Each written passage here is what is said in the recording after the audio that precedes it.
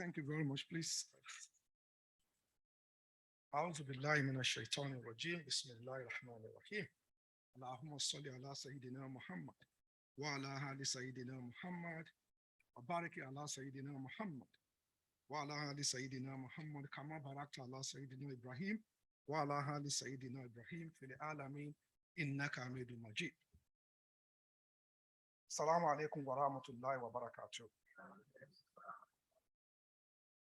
So please let me observe the normal protocol. Our Excellency, the former governor of Lagos State, Dr.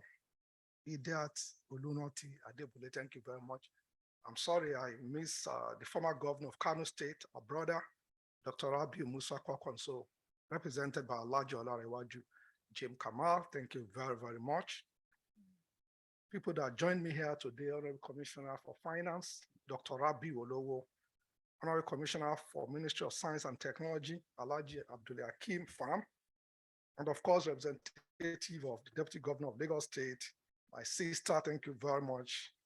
And of course, the representative of the Deputy Governor of Ogun State, Alhaja Khadija Olubukola Ahmed. Of course, the chairman of the occasion, Are Lekan Owolabi, the president of NASFAT, Alhaji Ni Yusuf, who I told, well, don't let them deceive you. You are not young anymore. Yeah, our children are coming up and they are telling us to speed up. And of course, the chief missioner of NASFAT, Alhaji Imam Abdulaziz Onike. Dear brothers and sisters here that are present, I thank you very much. And of course, some of the people that gave goodwill message, most especially, let me use Professor Timeyin to thank every one of us, distinguished invited guests, ladies and gentlemen. Well, I think the title, everybody has spoken about it, but I think Professor Timeyin also took a lot of the things out of, because look, I think it was last year. Alhamdulillah, I was there last year, not in this hall. And the keynote speaker, I think it was the former governor of Kano State, Shekarau Ibrahim, that said one thing. He said, if you look at everybody that is elected in this country, everybody, the president, the vice president, the governor, the deputy governor, the chairman, local government chairman, councillor, all of them, they are less than 11,000. So he said, the question is, if a nation of 200 cannot look for 11,000, that is good. Something is wrong with that country. That was his own premise. Then we hear today that the family is broken. And my sister, I don't know the organization she's representing because I didn't write it down, I'm sorry, that said that talk about Japa. You see,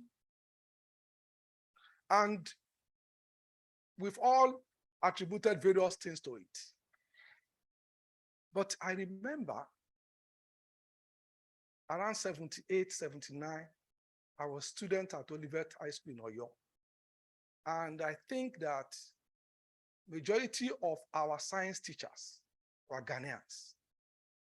Mathematics, chemistry. I remember them. In fact, I can see their face because they were very good. At that time, the economy of Ghana collapsed. You know what? They were not committing crimes. The economy of Ghana collapsed. They were dead in the water. That's when they started coming to do a Jikani shop. We all know now. So they left. So leaving the country is not necessarily a bad thing. We should just train more.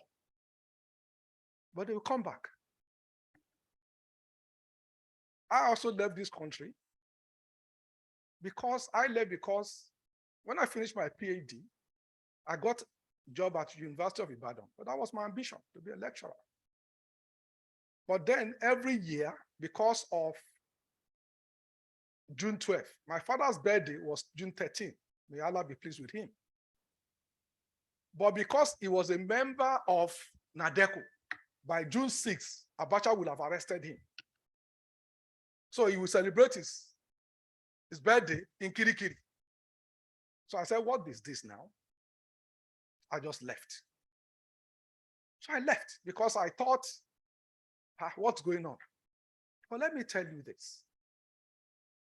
Because, well, I have a big speech, but I don't even think I will read it. Because our imams have told us many times, and we've listened to them. I think it's Surah Al-Rad, that chapter 13. So that where Allah says He will not change any society. Allah can do everything, we know that. But there are many things He won't do. There are many things He will not do. So it's like me now praying that, oh, I want to be the president of Ghana. Am I stupid? Was I born there? Am I a Ghanaian? So now I will now go. So if I now go to Umrah and start praying, I want to be president of Ghana, I'm deceiving myself. So the reality is, and you know the interesting thing, what I found out is the Westerners behave more like Muslims, even though they are not Muslims, than us. Because Thomas Jefferson, the third president of America, as far back as 1801, said, no nation will develop unless the citizens are well informed. He didn't say leaders, he said unless, because it is possible to lie yourself into office. You've seen what happened even in UK. We saw what happened with Brexit. Now Britain is in a crisis. We've seen it. So it's possible that leaders, you can lie and be a leader. We've seen what happened in America. So the question is, like Professor Timeni also said, what are we teaching our children?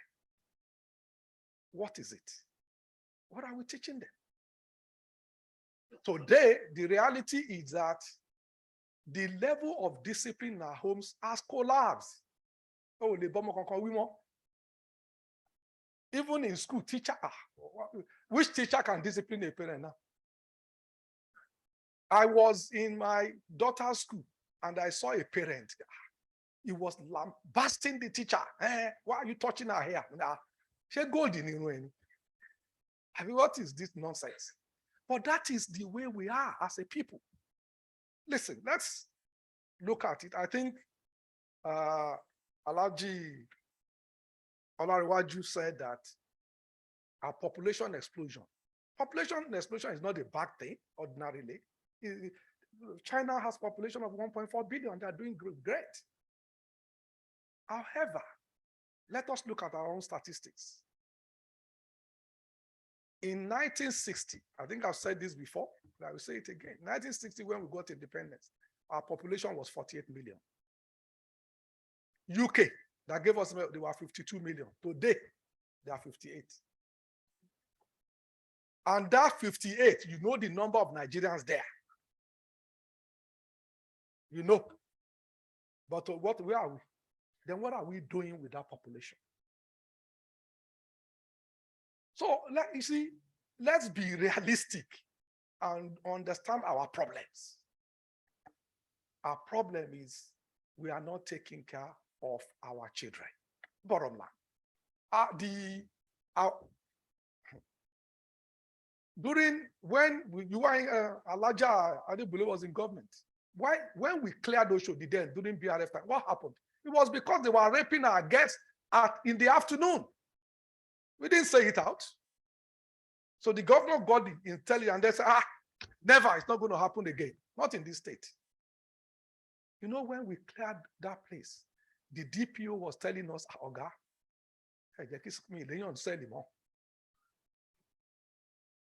it was so, but when we said, okay, let's ban Okada, people become emotional about it. Oh, so who among us wants his children to be riding Okada as source of money? Who? It's not sustainable. It's not. And then the bike that they lead us, that big bike, you know, the guy that repairs it, He sent a bill to me. Somebody hit our bike, wanted to repair it. The man said the bill of 1.6 million. What is this? Okay. So I said, I now called, I said, oh, so you are making a lot of money. You know what he told me? He said, sir, before I have 16 people learning, but today they've all gone to ride Okada. So our children are not learning anything. They just want to make money. You have a 19-year-old boy who is doing money ritual. A 19-year-old boy, and he has a parent. He has father, he has mother. So those are the fundamental issues. So what are we doing as a religious body?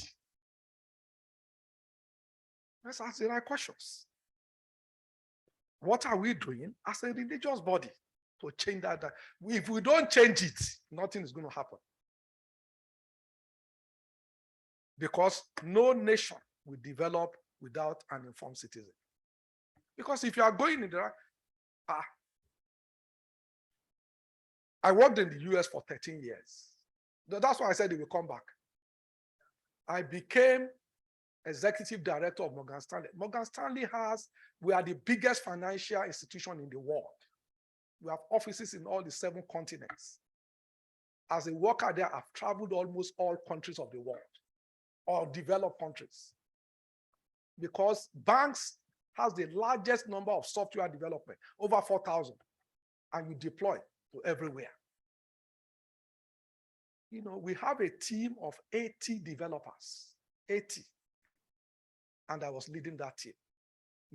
In Morgan Stanley, we have more than one MD because it's too big to have one MD.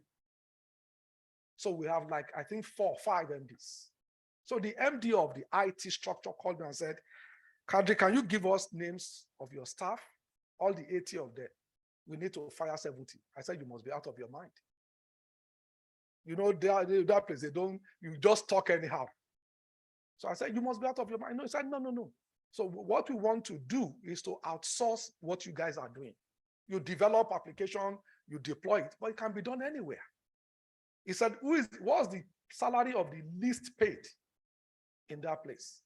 I said, about $80,000. He said, okay. Our office is on 57th Street in Manhattan, prime real estate. He said, so I'm paying Social Security. We are paying health insurance. So per person is minimum of 200,000. I can get it in India for $20,000. We outsource, and that's what we did. We fired 70 people. But that's not my point. My point is, I now said, well, let's take it to Nigeria. But that was the time when Yahoo started. That letter, when they are sending letters. So man said, look, we are too corrupt that we can't take it to Nigeria. What did India do? India just started to build electricity because it was not on their concurrent list. It was something that a state can do. So when Lagos State, during Tinubu, was shouting restructuring, we are now seeing the effect. And people say, only one land in mind. It's not. We were building bridge, Lekki Link Bridge in Lagos. A federal agency said Lagos State should come and pay to build bridge in Lagos. And so when we say restructure the country, so that's why we said citizens must also understand. Citizens must now say, yes, no, we agree. But if we don't, we will do election, it will come and go. Because we are always excited about election in Nigeria. But the real thing is governance.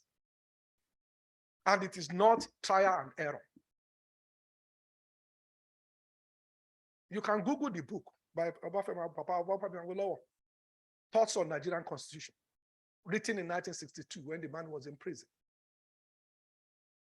What he said then is happening. The man said there that there are enough body of literatures that governance is not by trial and error. It must be smooth sailing. He predicted that Sudan and South Sudan will break up in 1962. On the computer and on the internet. So if we've done it at that time, we can do it again. But it's not a governance where people are deceived. where people throw bogus statistics and lie, and our children are following. Amashi, no, Amashi. It's not a cause. It's just that we are not informed, and we must be informed. How can people just lie and we just accept it? How? When we don't interrogate it. Yorùbá ní ẹni tó bá máa fún yàn ní ẹ tó bá máa dáṣọ sí yàn lọ́rùn. Wá wó tọrùn ẹ̀ náà. Abba. And then we are not looking at the issues. So fundamentally, what are we looking at? Is it about emotion? Or is it about what have you done? And we are not just looking at it. So I just pray, I pray that we don't miss it. Because what I've seen is one of the people that at the time Governor Fashola likes a lot is Lee Kuan Yew. He was living then, he's dead now. And we must have visited Singapore 3-4 times. When we brought the Minister for Fiscal Planning of Singapore, we brought him to, he came to Lagos, so we were in a helicopter. And we are moving around Lagos for him to see. When we got to Badia, Ijoro Lokpa, and all those areas, he started laughing. We said, Oga, what's his name is Tai Kai. We said, what is? He said, this was Singapore in the 70s. This was Singapore in the 70s. That they came to Nigeria to come and beg for money. Today, Singapore is, but you know what? They didn't do it by joke. Yorùbá ní àgbo tó bá korò la fi ń wo bá o. Àgbo ń dùn o. Àbí ẹ̀yin ìyá wa ṣe bí ẹ̀ ṣáà ń ṣàgbo. Àbí ẹ̀ tiẹ̀ mú mọ́.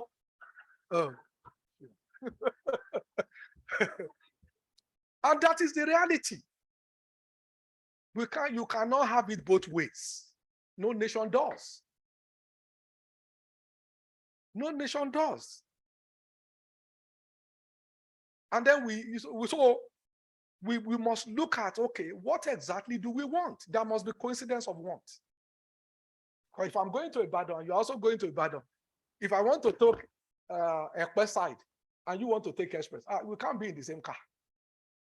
But if we're in the same car, we must agree. Okay, this is where we are going. How do we get there? So Nigeria today, we must have that coincidence of want. It doesn't exist. The one thing that the man said to us, I will never forget. He said, at independence, you have 3 leaders.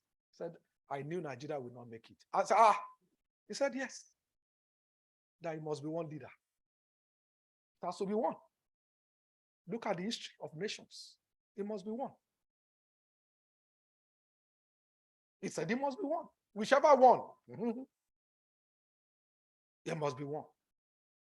Because when it's not one, and that we can see his own example. So in Singapore, before also, you know, they split a lot. So so they decided to design ports. I said, okay, split in the port, not on the street, and make it a law. You choose chewing gum and you throw it outside. It's 12 cane of latches. That's the law today.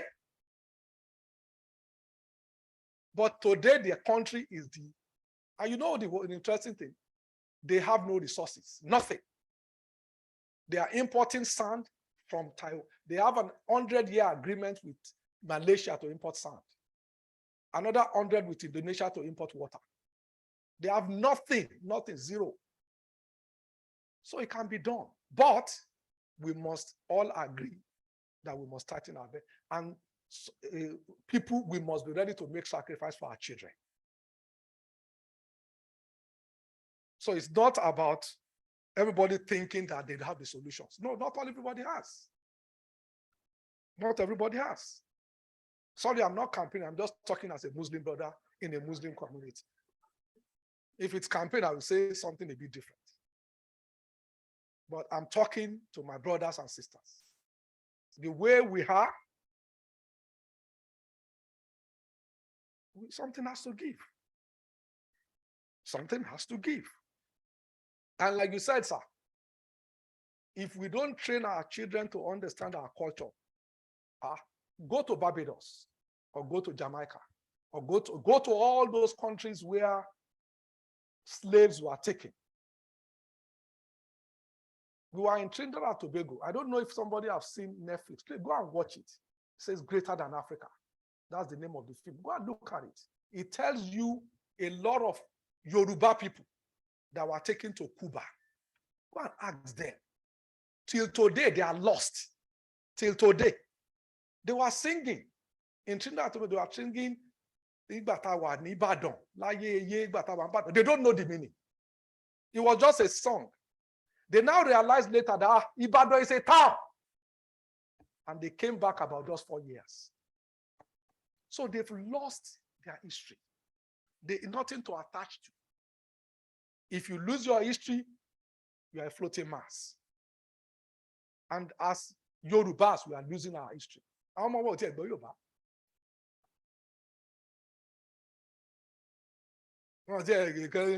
If you say it.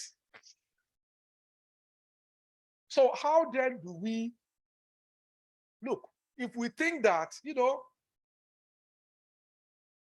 Alhaji Shehu Shagari wrote a book. Go and read it, please. Beacon to Serve. Beacon to Serve by Alhaji Shehu Shagari. He said during Civil War, Gowon called them. General Gowon called and said, look, there is a lot of propaganda from the Biafra side at the time that lets people even understand the truth. So they were going around. I think they got to, Switzerland or somewhere. I think he was to go with his team to Greece, Switzerland, and another country. I can't remember where they got to. And they called them and said, listen, you people don't understand that the Western world will never allow your country to go. Let me repeat, that the Western world will not allow your country to go. People can say, how? Well, because at the time, it's in the book. We can read it. I didn't write it. He wrote it. He said, because at the time, Nigeria, we were surrounded by 16 weak nations. And they saw the way we are moving. Till today, Nigerians are the most educated outside Britain in Britain. Outside British citizens. The same thing in the United States. I've seen it before. Today, you go to Imperial College, go and look at past PhDs in engineering. Adeola, Oluwasoji. Well, how people you are. 1942. People, PhDs in everything. So they saw the way we were going. And then all of us, we will be attacking ourselves. We'll be attacking ourselves as if we are enemies. So if you elect a government, you voted for that government. So it's not the colonial days where we don't know them. They just came to steal us or steal our people. But it's different now. So we must come together and say, how do we resolve these things? It must be partnership. Professor Timei, you must talk to us. My friends, like I have a PhD, I've taught before, and I know.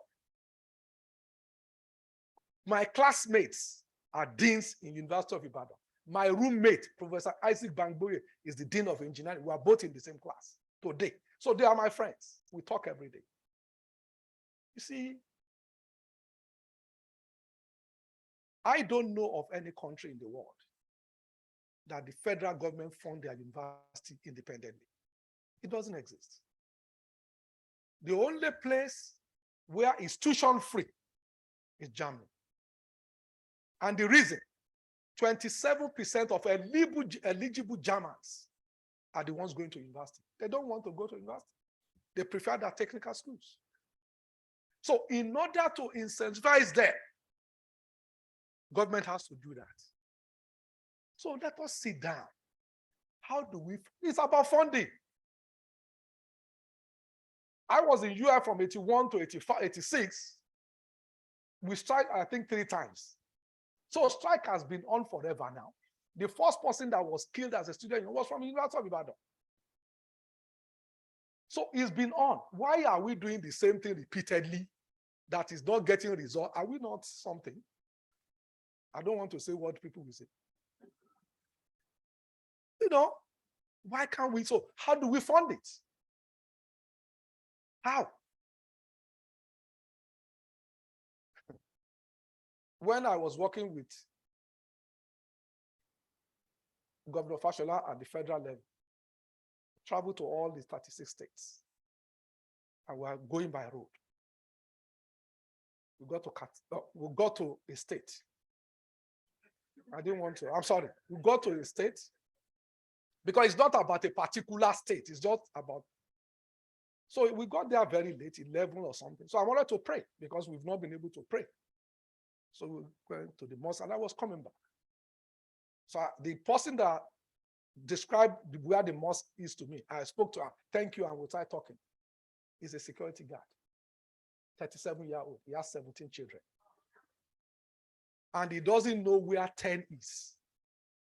So, Domo, how? Explain to me how do you rectify that? So we live in a society where today, a number of men will leave their family. They will just leave the house. So there are women who are widows and their husbands are alive. So how does that work? How?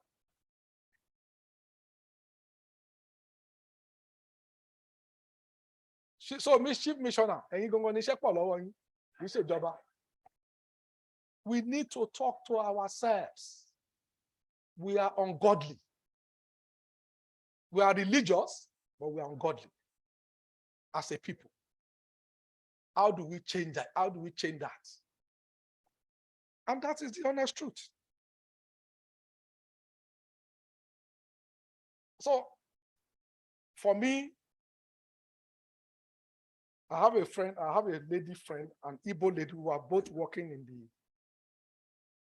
in the US then, and she went and did a PhD.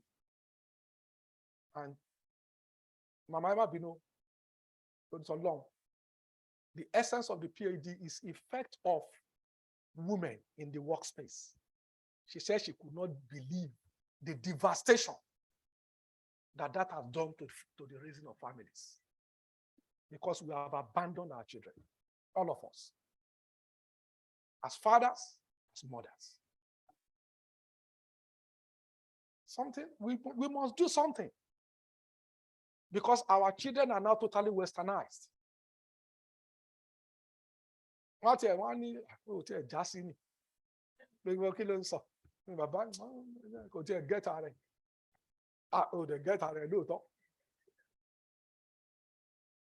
So it's not about money. It's not.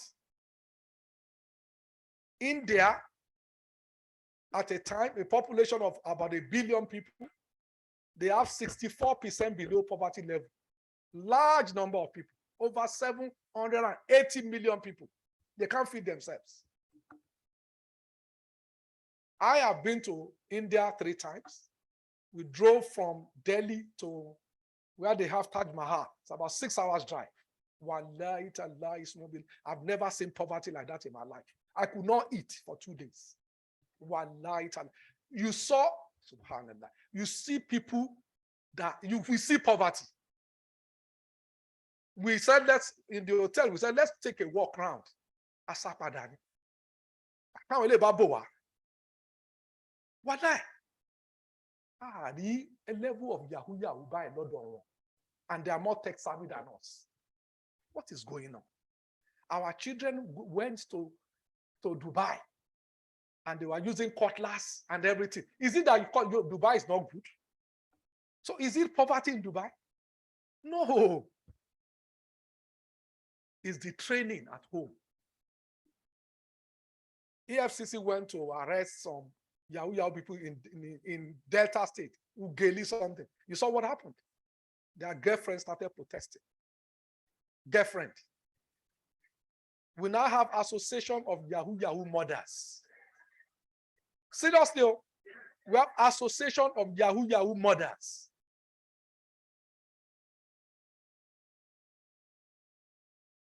Hey, money.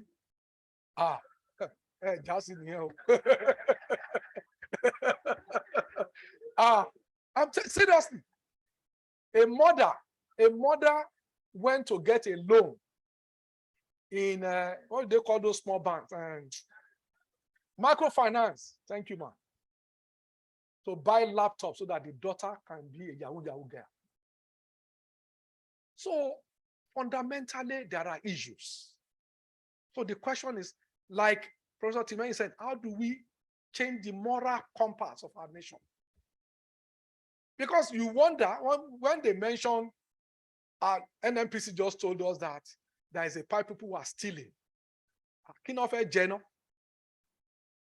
That you are stealing something that is meant for the country. Some of them, and that's why we deceive ourselves. Muslim ticket. Is that the issue? Some of the people stealing are Muslims. Some of them are Christian. When it comes to that, there is no issue. They march together. Wibo, Yoruba, Hausa, Jini. So the issue is not about Muslim ticket or whatever. It's about what can you do. After all, in 2011, our party has Muslim tickets. I'm not talking about Abiola. Nuhu Ribadu and Fola Adeola, they were both Muslims. That was our ticket in 2011. So why was it not an issue? But because now the possibility of winning is high. You know, say, and the reality is this, and we must have this. Wallahi, I'm not saying this because I'm a Muslim. I'm saying it because of fact. There is a reason why a Southern Muslim has never been president or vice president in this country. A Southern Muslim. The same reason why a Northern Christian has never been a president or a vice president. Because in the Southern, not Southwest, Muslims are minority. In the South. So South is the same thing in the North. They are reverse, Christian. So the moment you have a Southern Muslim, you have a fundamental challenge. Because it is impossible for you to now take a minority from the North when you are a minority from the South. And people are not looking at it from that perspective. So the question is, should Southern Muslims be discriminated against to say you can never be president? That's the question. Or should a Northern Christian be discriminated against to say you can never be president of VP? It shouldn't be. And we are not addressing it. So the question is, what? So for election, because people have mentioned election, for me, it's clear. You must let me know. Don't give bogus statistics. So one of the presidential candidates says, oh, I've been to Egypt. Oh, is that so? In Egypt, everybody speaks Arabic. Is that the case in Nigeria? You are comparing apple and orange. You are not fit to be my president. Because you are not talking to me in relative terms. I'm a student of statistics. You are not talking to in relative terms. So you are in Egypt, they have almost 90% Muslims. So there is, so the things that divide us doesn't divide them. So anywhere you get to in Egypt, you can talk. If Alhaji Onike goes to Ugelina, you might not be able to talk to people because they will not hear you because you don't speak the language. That is not the case in Egypt or United Arab Emirates and so on. So when you come with statistics and stuff, come on, man, don't do that. Don't do that. And we don't ask these questions. So, but let us compare apple and apple. So the question is, look, we know who Professor Soludo is. He's the governor of Anambra State. About 6 weeks ago, he ran to Abuja, good man, to complain that 40% of the land in Anambra is covered by erosion. I don't know if anybody saw that. Well, erosion doesn't start in a day. It takes time. It takes time. So what has government been doing there? That's the question. If you tell me that, oh, I saved money. Oh, yeah, right. I'm a father. I have children. I won't put money in the bank account when my children are sick. I must be a stupid father. I won't save money when I can't fund their education or clothe them. So what are we doing? What is government for? In Lagos, people say we borrow. Oh, yes, we do. But we are bringing rail that without it, we cannot solve the transportation need of our people. We cannot. We are the only state of this size in the world that doesn't have rail.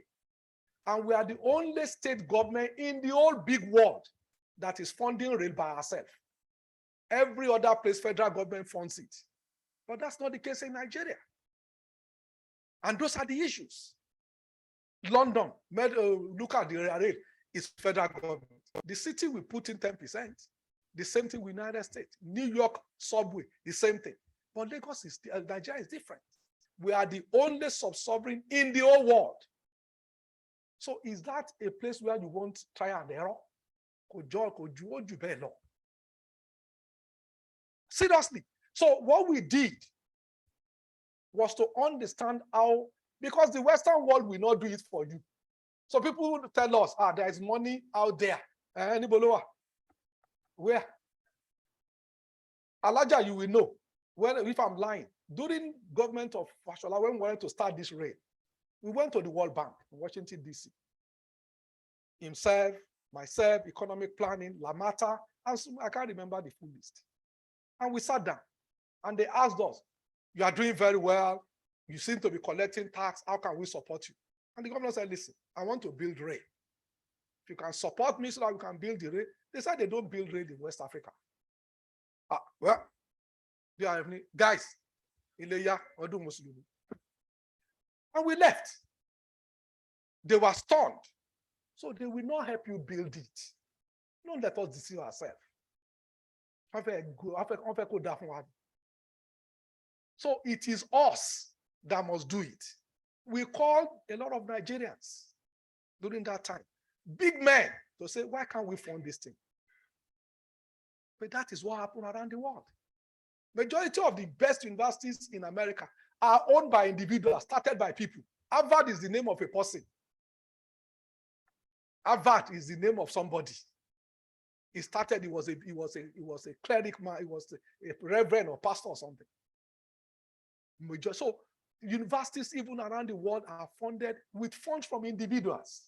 University of Pennsylvania just gets $700 million from an alumni. That's how it's done everywhere. Why should our own be different? We call the rich people, say, let's do this thing. But when we didn't see, let's go and borrow. So borrowing for constructive business is good. It's good because it increases the economy basket of your people. So when people say, well, so how do you do it?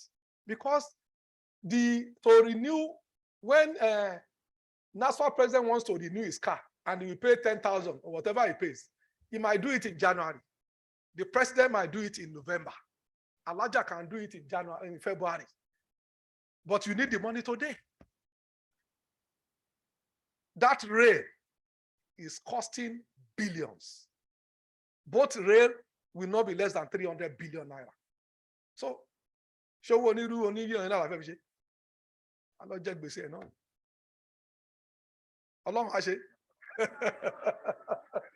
but we must build it.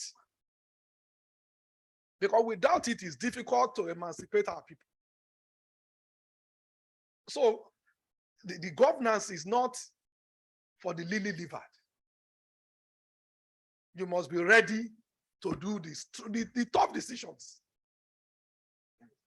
So how did we fund it? Red line. Red line was the line that Babangida Konde wanted to build. And for me, it's personal because my father was commissioner for transportation. Till he died, that model is in his house. When we were talking about alliance, he told Buhari, he said, I can never support you. He said, he told him, he said, I will never, because you cancel Metro Line. I was the commissioner. And you locked me up for 21 months. Wallah, I can't forgive you. The man said, I'm sorry. So, gentlemen, brothers and sisters, it is a big deal. The governance of our country is a big deal. We can't take it lightly. Maybe because I was lucky. I was in secondary school in 1978. Oh, they're saying my time is, sorry. Okay. I was in 1978, I was in secondary school. And I remember Papa Olawo and Uncle Bolage, they came, so they made us to line up in front of our school at Oyo. So he came and we were able to see. So when I was lucky, the man came out of his car in front of me. So in fact, I could always swallow the man. So I saw him like this. I even noticed that they wrote something Awo on his frame. That's how clearly I looked at it. He left. So I asked my dad when I got home, that man, why? How can he be a politician? As my father said, what's wrong with a politician? I'm a politician. But I won't answer that question for you. I will take you to him. So in my Form 3, I met the man. I remember Paulo. And I asked the question. And you know what he said? He said, young man, I will be dead by then. But if you allow vagabonds and rogues to continue to rule this country, your children will suffer. It's not a cause. And that people that think they know, they better get involved. So don't say politics. What is dirty about politics? Every human endeavor is dirty. It is good people that cleans it up. And if you allow vagabonds and rogues to rule this nation, I'm sorry, children will suffer. I will never forget. In Park Lane. Are we not there now? So, brothers in Islam and sisters, we must ask the right questions. So for me, the challenge is we don't ask the right questions. We ride on emotions. And the world today is an angry world, but anger is not a strategy. Everybody is angry, justifiably, all over the world. You can see what is happening in UK. If there is election today, the Conservative will lose, hands down. Because mortgage has jumped from, so people paying £900 today are now paying 1,004, and salary has not increased. So there's problem. There's problem all over the world. We can see flood all over the world. In Pakistan, we saw people that died, thousands. We saw Florida. We saw everywhere.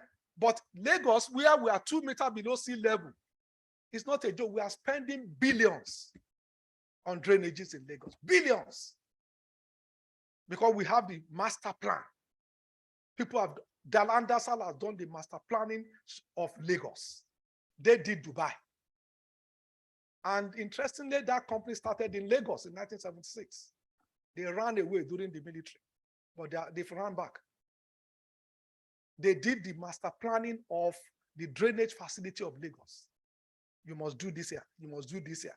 And that's what's saving Lagos. Because Lagos is not, every society in the world has a buffer when it comes to environmental. Lagos is the buffer. Let me say that again. We are the buffer. So if we don't really protect this, it will be swept away. So it needs major plan.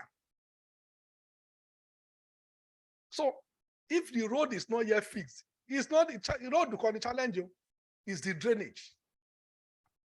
So that's where, but because it's on the inside, sometimes people go on various roads. They don't know that the drains are 3-4 meters deep. Acme, that Acme road, the drainage, if I jump, I actually jump inside during drainage correction. It was above me. Because it takes water all the way from Agege to Duashimau in Maryland. So it must go down. So governance is not emotion, trial and error. No. Let us tell me, sir, which governor or which president wants to fail? Go see. Nobody. But they get overwhelmed when they get there because the problem is not easy. They get overwhelmed when they get there. So it requires preparation. You must have the experience, the tenacity. And you must have the guidance of Almighty Allah. That's all. So nobody wants to fail. But when BRS said the first 4 years, maybe 3 hours sleep every day. Because you won't even say, the wife will say, don't. So it's a big deal. But we don't ask these questions. I don't want to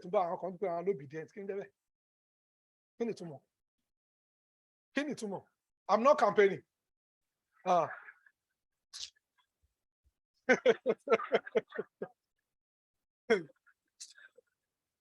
So the reality. Thank you very much, sir. Thank you very much. You didn't want me to talk about your before you leave. It's okay. Huh? Oh my goodness.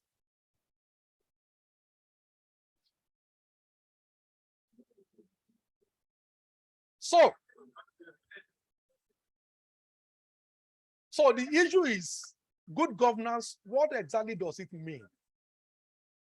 What exactly does it mean? I remember very vividly when David Cameron was the Prime Minister of UK. He came to Lagos. He came to Lagos Business School here. And we hosted him in Marina.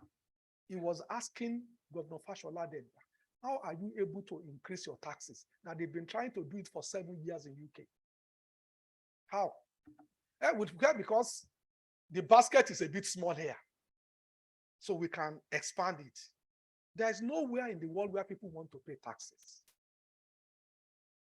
But how do you use your skills to encourage people to say, I must be part of that commonwealth? So it requires experience.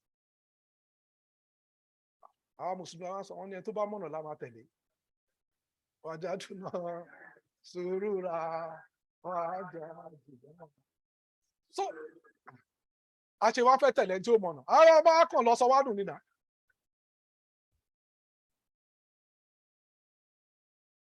bottom line. So we must, because the problem is we don't ask our leaders the right questions. One imam, I won't mention his name, was telling me that, you know that you people are causing this. The majority of them, God will leave them, they will go scot-free. I said, eh? He said, yes. What did you ask them? What did they promise you? Did you ask them questions? And when the people say, oh, I'm going to build, I will do this, I will do that. How? A manna doesn't fall from heaven. How? I was in the US some few months ago. I was driving from New Jersey to New York. And I realized that on the bridge, there are 3 means of coming from New York to New Jersey: George Washington Bridge, Orland Tunnel, and Lincoln Tunnel. The other way is for you to go and swim. Wallahi, I was stunned. When I was there, the toll was $5 because I drive it every day. I live in New Jersey, I work in New York. Today is $25. How? So when I was coming back, I took Lincoln Tunnel, thinking that maybe it's cheaper. Odonio is the same. But what that means is, but you know that a lot of us, when we travel, we are travelers, we don't observe. A lot of people don't know that from Dubai Airport to Jumeirah, there are 3 tolls. And that those trees that they plant If they don't put water in 2 days, the desert will take over. And those trees will disappear. So it's effort. It's effort and knowledge. So we must ask the right questions and not listen to lies or misinformation. But like I said, we are angry as a people, and justifiably. But anger cannot be the strategy. It must be, what are the solutions? How do we move from this to this? Who can we follow? Because if we do it the wrong way, there's only one answer. But if we do it the right way and pray, but we must do the right things before we pray. Because walk and pray. Allah must now bless our work. So I can't say, it's my destiny to be a medical doctor and I don't read. Or it's my destiny, like Professor Timei. I'm sure the man worked very hard. Okay, then there we. So, but he's a professor. Not because, but because he worked hard and Allah blessed it. But we are now in a situation where people now believe that, you see, so we must do the right things. We must do the right things and ask the right questions. And may Almighty Allah bless this country. I personally don't have any doubt. I'm an optimist. And the reason why I'm optimistic is I've seen what Nigerians have done around the world. God has blessed this country. But we have many enemies within ourselves as people. We will be, let me give you an example. If you're on Third Mainland Bridge, Okobaba, we all know Okobaba now. Every year it catches fire. Every year, we know. Lagos State government has been trying to move that place since Asiwaju's government. In Agbowa, we have 162 flats, I think, 162 or 160. Done. We have sheds for each person. The normal standard wood locking, everything, they are boom area, machines, everything. But you have some people that will go and start telling them, don't move, because they use that to collect money from international organizations.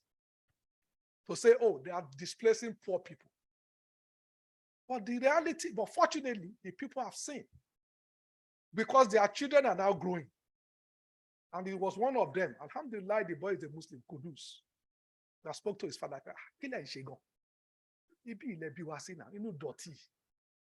They are now moving you to this place. What is the problem? You will do better. And some people are coming to tell you, what have they done to help you? That's why they are now ready to move. But for 16 years. Moving people from what is bad to what is good. And people will say, no. When we wanted to redo Badia, United Nations sent, what did they call the person? One woman that came. Something. Because some people wrote petition. Okay. We now went there. When we got there, the woman, fortunately, she was stunned. Because it was heaps of garbage. And she now saw somebody on that heap of garbage that said, 2-bedroom available for rent. She was now asking, where? I said, you're asking her, where Ibeni?